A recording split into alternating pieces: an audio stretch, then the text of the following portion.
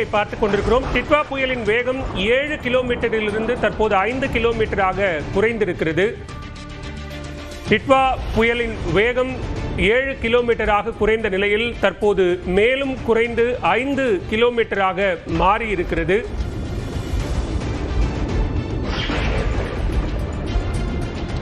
டிட்வா புயலின் தாக்கம் குறைந்திருக்கக்கூடிய நிலையில் அது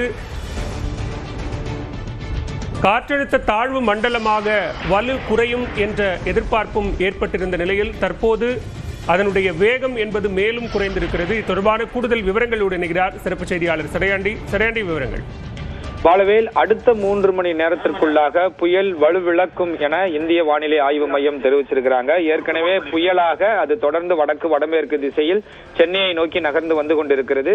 இது அடுத்த 3 மணி நேரத்திற்குள்ளாக ஆழ்ந்த காற்றழுத்த தாழ்வு மண்டலமாக வலுவிழக்கும் என இந்திய வானிலை ஆய்வு மையம் கொடுத்திருக்கக்கூடிய முன்னெச்சரிக்கை அறிவிப்பில் தெரிவிக்கப்பட்டிருக்கிறது. அது மட்டுமல்லாமல் சென்னையிலிருந்து தற்பொழுது அது 150 கிலோமீட்டர் தொலைவில் மையம் கொண்டிருக்கிறது. அதனுடைய வேகம் 7 கிலோமீட்டரிலிருந்து தற்பொழுது 5 கிலோமீட்டராக குறைந்திருப்பதாகவும் இந்திய வானிலை ஆய்வு மையம் தெரிவிச்சிருக்கிறாங்க. இன்று மாலைக்குள் அது சென்னைக்கு மிக அருகில் வரும் என்று ஏற்கனவே சொல்லப்பட்டிருந்தது. ஆனால் தொடர்ந்து புயலினுடைய வேகம் குறைந்து கொண்டே இருப்பதன் காரணமாக இன்று நள்ளிரவோ அல்லது நாளை அதிகாலைக்குள்ளாக சென்னைக்கு மிக அருகில் வரும் என்பதையும் நம்மால் புரிந்து கொள்ள முடிகிறது. பாலவே,